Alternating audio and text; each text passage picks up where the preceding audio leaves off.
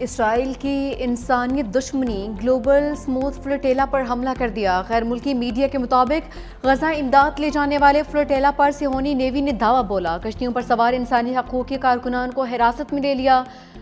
40 سے زائد کشتیوں پر مشتمل قافلہ سمندر میں ہائی رسک زون میں موجود۔ غزہ تک پہنچنے کے لیے 200 کلومیٹر سے بھی کم فاصلہ۔ فلوٹیلا میں شامل کئی کشتیوں سے رابطہ بھی منقطع۔ اسرائیلی وزیر خارجہ کی اسموتھ فلوٹیلا کو وارننگ، فوری طور پر سفر روکنے کی دھمکی دے دی۔ فلوٹیلا پر پاکستان کے سابق سینیٹر مشتاق احمد بھی سوار۔ مشتاق احمد نے آج رات بحری قافلے پر اسرائیلی حملے کا خدشہ ظاہر کیا تھا۔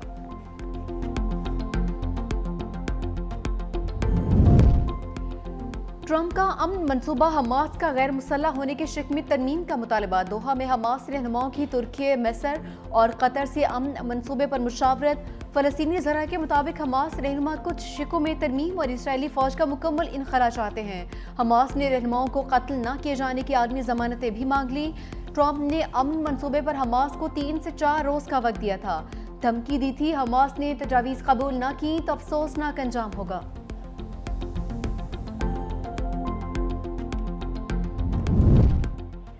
سفاک اسرائیل نے ٹرمپ کے پلان کو چوپٹ کر دیا۔ اسرائیلی ٹینکوں کی غزہ میں پیش قدمی، صہیونی فوج کے فلسطینی مقبوضہ علاقوں پر حملے، غزہ میں النصر اور النصیرات پر بمباری، مزید 65 فلسطینی شہید، شہداء میں 15 امداد کے متلاشی فلسطینی بھی شامل۔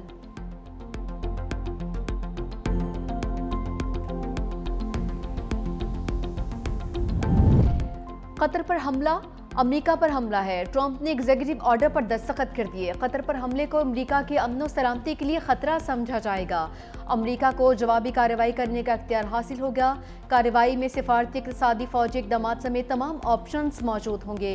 اقدام اسرائیل کے گزشتہ ماہ دوحہ پر فضائی حملے کے بعد سامنے آیا ہے۔ خوشگوار صورتحال جو انسانی جانیں ہیں جن کا ضیاع ہوا، اس پر شدید مجھے افسوس، دکھ ہے، تکلیف ہے۔ اب بھی میں سمجھتا ہوں کہ عوامی ایکشن کمیٹی کے اندر جو ذمہ دار لوگ ہیں، حکومت آپ سے بات کرنے کے لیے بالکل تیار ہے۔ جو آپ کے جائز مطالبات ہیں انہیں پوری فراخ دلی سے باوجلت ممکنہ حل کیا جائے گا۔ تشدد کا راستہ صرف انسانی جانوں کے ضیاع کی طرف جا کے رکے گا۔ وزیر اعظم آزاد کشمیر چودھری انوار الحق کی عوامی ایکشن کمیٹی کو ایک بار پھر مذاکرات کی دعوت۔ کہا کہ پرتشدد واقعات میں 3 پولیس اہلکار شہید، 150 سے زائد زخمی ہوئے ہیں، 8 کی حالت تشویشناک ہے۔ وفاقی وزیر طارق فضل چودھری بولے، عوامی ایکشن کمیٹی کو پرتشدد احتجاج سے کچھ حاصل نہیں ہوگا۔ آئینی ترمیم والے مطالبات پر ڈیڈ لاک آیا۔ 90% مطالبات منظور ہونے کے باوجود احتجاج کی ضرورت نہیں تھی۔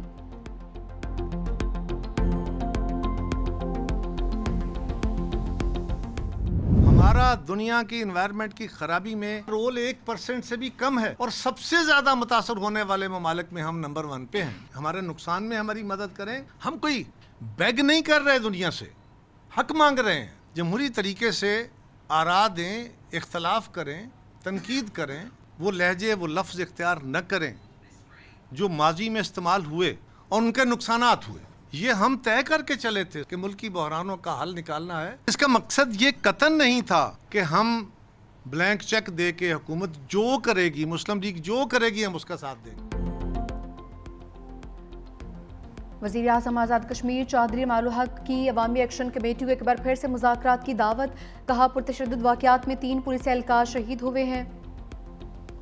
یہ بھی کہا کہ اتحادیوں میں مسلسل لفظی جھڑپیں۔ قمر زمان قاہرہ نے وزیر اعلیٰ پنجاب کا لہرہ نامناسب قرار دیا۔ پریس کانفرنس میں کہا کہ سندھ سے بھی ایسا جواب آیا تو کیا ہوگا۔ بلاول بھٹو نے بڑے تحمل سے چیزوں کو آگے لے کر جانے کی کوشش کی۔ بدقسمتی سے حکومت کے ساتھ جو معاہدہ ہوا، اس کی تمام شقوں پر عمل نہیں ہوا۔ BISP سے تو ابتدائی امداد دی جاتی ہے، ہم بھی پنجاب والے ہیں، ہم کچھ تجاویز دیں تو آپ سیکھ پا ہو جاتے ہیں۔ ہم امداد کے طریقہ کار پر اعتراض نہیں اٹھا رہے۔ آپ کہتی ہیں چھوڑوں گی نہیں۔ وزیر اطلاعات پنجاب عظمہ بخاری کا بھی پلٹ کر جواب کہا کہ آپ لوگوں نے پنجاب حکومت کے خلاف پریس کانفرنس کی ریس لگائی ہوئی ہے۔ کاش آپ پنجاب میں رہ کر پنجاب کی بیٹی پر تنقید کرنے سے پہلے اپنا ماضی دیکھ لیتے۔ نون لیگ اور پیپلز پارٹی میں سیز فائر کی کوششیں۔ وزیر اعلیٰ پنجاب کے گرما گرم بیانات کے بعد دونوں جماعتیں متحرک، سیاسی پارا نیچے لانے کے لیے اہم بیٹھک۔ ذرائع کے مطابق ملاقات پارلیمنٹ ہاؤس میں اسپیکر چیمبر میں ہوئی۔ اسپیکر قومی اسمبلی ایاز صادق، نائب وزیر اعظم اسحاق ڈار، مشیر وزیر اعظم رانا ثناء اللہ، اعظم نذیر طارر اور طارق فضل چودھری کی شرکت۔ پیپلز پارٹی کی جانب سے سینئر رہنما سید نوید قمر، اعجاز جاکرانی شریک ہوئے۔ پیپلز پارٹی کا وزیر اعلیٰ پنجاب کے بعض بیانات پر تحفظات کا اظہار۔ دونوں جماعتوں کا افہام و تفہیم سے تمام مسائل حل کرنے پر اتفاق۔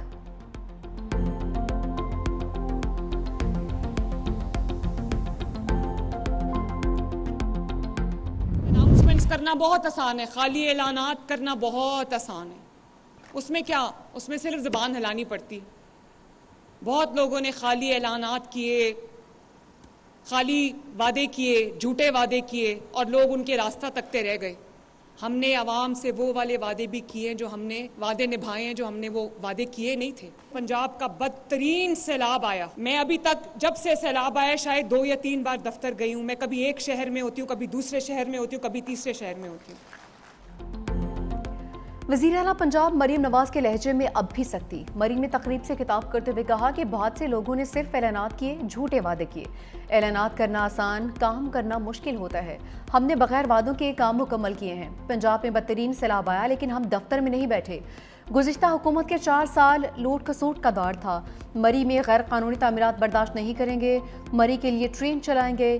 سیاحوں کو اپنی گاڑیوں میں نہیں آنا پڑے گا۔ وزیر اعلیٰ پنجاب مریم نواز نے مری میں نواز شریف کا ڈائیالوجی سینٹر کا افتتاح بھی کر دیا۔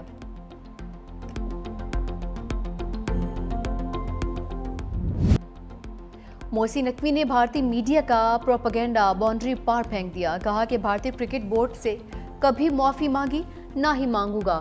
بھارتی میڈیا جھوٹ بولتا ہے، جھوٹ کا سہارا لیتا ہے۔ یہ من گھڑت بکواس سستے پروپیگنڈے کے سوا کچھ نہیں۔ بدقسمتی سے بھارتی کرکٹ میں سیاست کو گھسیٹ رہا ہے۔ اے سی سی کے صدر کے طور پر اسی دن ٹرافی دینے کے لیے تیار تھا اور اب بھی تیار ہوں۔ ٹرافی لینا چاہتے ہیں تو اے سی سی کے دفتر آئیں۔ بھارتی کپتان ٹرافی وصول کریں، خوش آمدید کہوں گا۔ توشہ خانہ 2 کیس کا چیلنج۔ بانی پی ٹی آئی کے وکیل کے استغاثہ کی 19 گواہوں پر جرا مکمل، 20ویں گواہ پر جرا مکمل ہونا باقی۔ اڈیالہ جیل میں بانی اور گشا بی بی کے خلاف کیس کی سماعت۔ بانی کی 3 بہنیں بھی کمرہ عدالت میں موجود۔ بانی نے قانونی کوارڈینیٹرز تبدیل کی درخواست دائر کر دی۔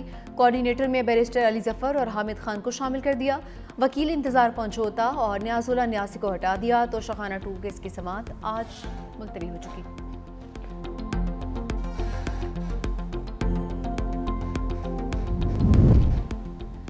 بانی پی ٹی آئی نے علیمہ خان اور علی امین گنڈا پور کو بیان بازی سے روک دیا۔ سینیٹر علی ظفر کی توشہ خانہ 2 کیس کے بعد میڈیا سے گفتگو۔ کہا کہ بانی پی ٹی آئی نے دونوں کے بیان بازی پر افسوس کا اظہار کیا۔ پبلک میں اس طرح ایک دوسرے پر الزامات نہیں لگانے چاہیے۔ ہمارے آپس کے اختلافات کا فائدہ مخالفین کو ہو رہا ہے۔ بانی نے وزیر اعلیٰ کے پی کو کل فوری ملاقات کے لیے بلا لیا۔ عمر ایوب کے مقدمات کا فیصلہ ہونا۔ بانی محمود اچکزئی کو اپوزیشن لیڈر نامزد کر چکے ہیں۔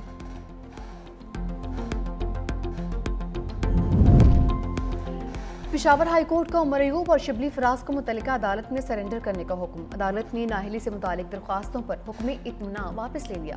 پشاور ہائی کورٹ نے اپنے فیصلے میں کہا کہ درخواست گزار انسداد دہشت گردی عدالت سے سزا یافتہ ہیں۔ عدالت اس صورتحال میں درخواست گزاروں کو ریلیف فراہم نہیں کر سکتی۔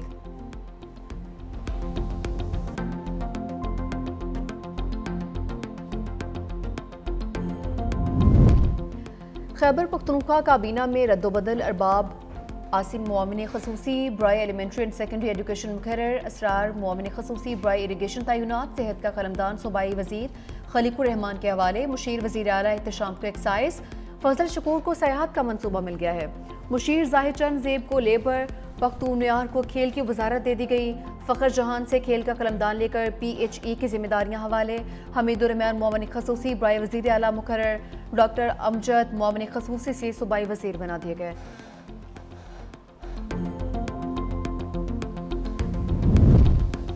نائب وزیر اعظم اسحاق ڈار اور ایرانی وزیر خارجہ سید عباس عراقچی کا ٹیلی فونک رابطہ۔ ترجمان دفتر خارجہ کے مطابق دونوں رہنماؤں میں پاک ایران تعلقات پر تبادلہ خیال، خطے کی صورتحال اور قیام امن کے لیے سفارتی کاوشوں پر غور، دو طرفہ تعلقات کی مزید مضبوطی کا اعادہ۔